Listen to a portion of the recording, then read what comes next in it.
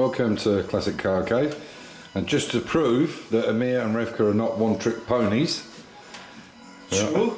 this is the wood that goes over our glass, so you can take it off and it looks open and more modern, or these go on to make it look more cottagey. And you can see particularly the windows, that these are just covers that go over the glass, so they're false if you like, they're hinged. And they can be brought in here, but obviously the windows have got to stay in the house, and they are really bad. This is one he's done earlier, like they say in all good cooking programs.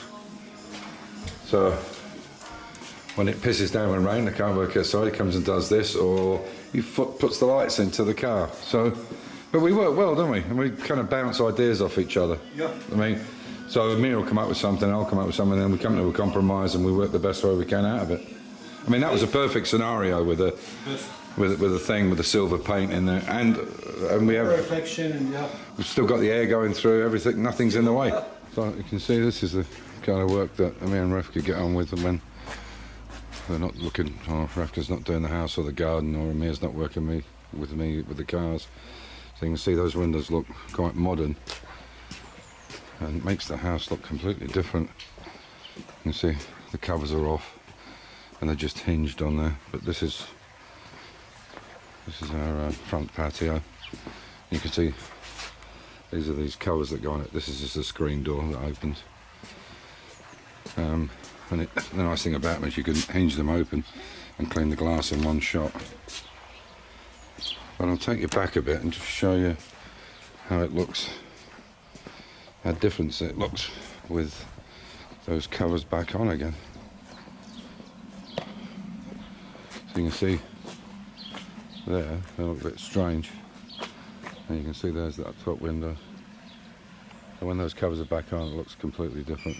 It looks more modern, I suppose, but we're so used to seeing them.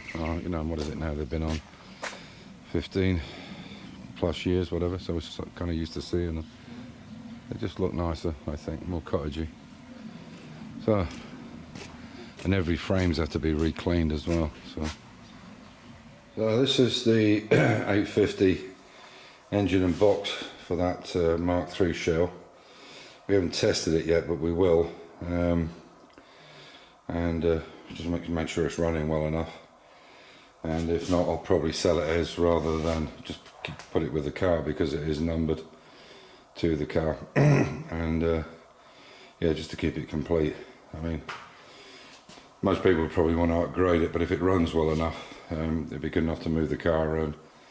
That'll do for me, because I'm sure somebody else will want to upgrade it. I think it's an 8. It's a 1970. It was built in 70. I think first registered in 71. Mark III Mini 850 Deluxe, I think. And I think the reason it was a deluxe is it had an ashtray or something in the back. There wasn't very much deluxe about them, but that's what they called them. Anyway, so that's going to go with the car as well. So for the Mark III 1970 Mini, this is the new subframe for it. The rear subframe, it was absolutely buggered.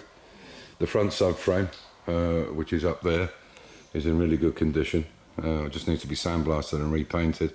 And it's the double bolt hole, because obviously they changed them from the Mark IIs into the Mark IIIs, and there was a crossover period when they went to the single bolt on the suspension turrets.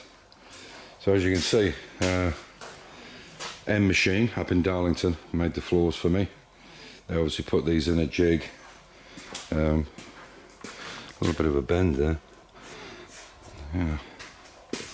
Oh, that's not good. I'll sort that out. There's a wee bit of a kink there, like, see that? A bit of tin panning. We'll knock that out anyway.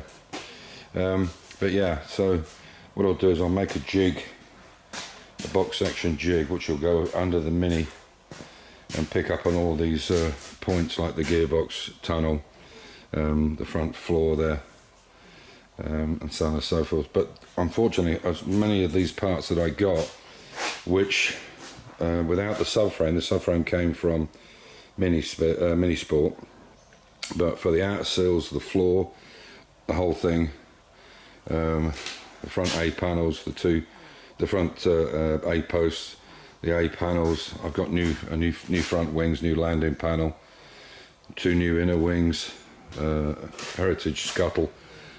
Never buy a Magnum scuttle, they're absolutely atrocious. Even these you have to fettle a bit. There's the rear valance, 2 new door skins and a rear quarter panel I'm going to put in as well. So, but the thing I forgot was the side steps. So I'll take you in and show you. This is the Mark III in here. I'm looking for somebody who's interested in buying this. I don't particularly want to build it completely, but I might end up doing that if I can't get the right money for it. And you can see, maybe you won't be able to see, but it's a double. So as you see, I mean, the floor is absolutely goose, it's rotten. It just isn't worth pissing around with, but it looks like the toe board is in good condition. So all this will be coming out, the whole lot, but I'll make a frame for it to sit.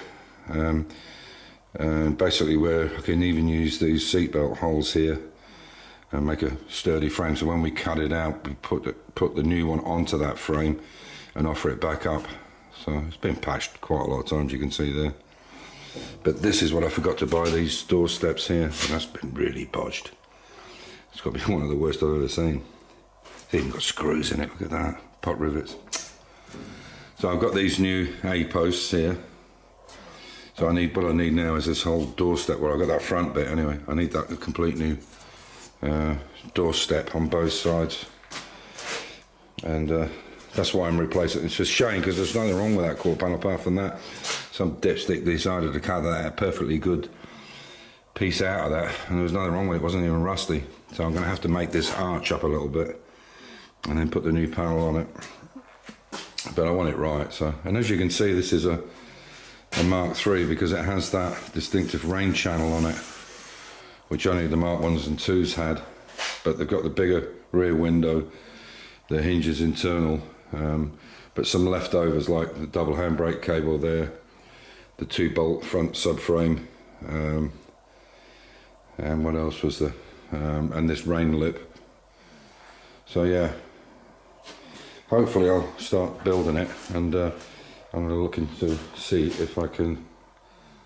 Let me see if I can bring this back up a little bit and see if I can find somebody who's interested in it and get it sold off. It's a project to be sold, but it should be really done well. I mean, to as good as the Cooper standards, it will be lead loaded, primed, and only if I find somebody who wants it and is prepared to put, you know, half the fee up, we could even paint it as well. But I'll just make it into a rolling restoration, as in all the body will be done. The engine will be, the original engine will be in it, and they can change that to whatever they want, but it'll be a rolling restoration. So you know, the interior, the windows, all that kind of stuff, rubbers, that'll go on. So this is a project that's been on the shelf for a while. I had it sandblasted, and then we can see what we need to do with it. But there's quite a few hours to go into it. I don't charge for my hours, but Amir's hours have to be charged for because we have to pay him, obviously. So I think we'll see. I'll work out. I mean, that's 2,200. Well, no, it's something like with the new wings and the front scuttle, the front landing panel. There's probably 2,800, 2,800 pounds worth of panels going into it. So I need a reasonable price on it. But the Mark IIIs you can't buy. Heritage only do Mark 1, Mark 2, up to Mark 4s on. And I guess because they were they were only made for a very short period of time. It was a crossover period. Whether that was a year or 18 months, I'm not sure. But it should be as good as factory by the time it's finished. Because it's all new panels. It's not just I'm not patching anything. I'm putting all new panels on it. So there you go. So anybody out there interested in a project of a Mark III, it's a 1970. It's got paperwork with it, but it's Austrian, and I can make it left or right hand drive. So if you're interested, give me a call or send me an email on davejaguar58@gmail.com, and I'll give you some information. So as usual, stay safe, keep the faith, enjoy your hobby, and I'll catch you in the next one. Bye for now.